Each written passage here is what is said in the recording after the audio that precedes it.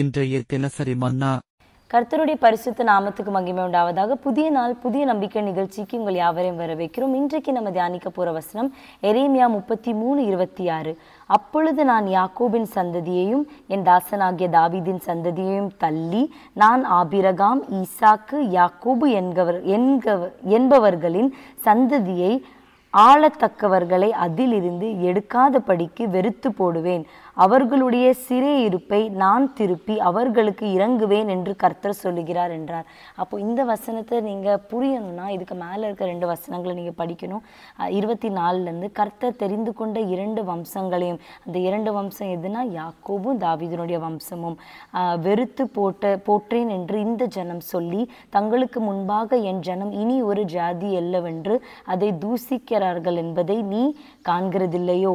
வானத்துக்கும் பூமிக்கும் குறித்திருக்கிற நியமங்களை நான் காவாமல் பகற்காலத்தையும் காலத்தையும் குறித்து நான் பண்ணின உடன்படிக்கை அற்று போகிறது உண்டானால். அப்போ ஆண்டவர் ராத்திரிக்கும் பகல் காலத்துக்கும் வானத்துக்கும் பூமிக்கும் ஆண்டவர் உண்டாக்கின நியமங்கள் அது அற்று போனால்தான் ஆண்டவர் யாக்கோபும் தாவீதுனுடைய சந்ததியை அவர் தள்ளி அதை கைவிட்டுருவாராம்.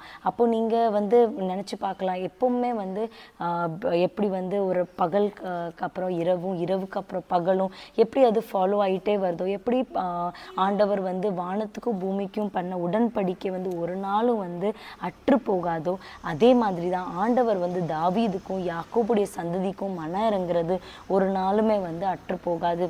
ஒரு நாளும் அவங்கள தள்ளி போட மாட்டார். அவங்கள கூட இருக்க மக்கள் அடிக்கடி இஸ்ரவேல் மக்கள் பாவம் செஞ்சு திருப்பி அதுக்கு அவங்க ஆண்டவர் கொடுக்குற சிக்ஷையை ஏற்றுக்கொண்டு திருப்பி அவங்க ஆசீர்வதிக்கப்பட்டு திருப்பி பாவம் செஞ்சு அப்படி அவங்க அந்த பேட்டர்னே அடிக்கடி ஃபாலோ பண்ணிட்டு இருந்ததுனால கூட இருக்கிறவங்க எல்லாம் என்ன சொன்னாங்கன்னா, ஆண்டவர் அவங்கள கைவிட்டுட்டாங்கன்னு. ஆனால் ஆண்டவர் அவங்கள கைவிடலை. அதே மாதிரி நானும் நீங்களும் நிறைய நேரம் ஆண்டவர் நமக்கு நிறையா வாக்குத்தத்தங்களை கொடுத்துருப்பாரு. ஆனால் நம்ம பாவம் செஞ்சது காரணத்தினால அந்த வாக்குத்தத்தங்களை நம்ம அடையாமல் இருக்கலாம்.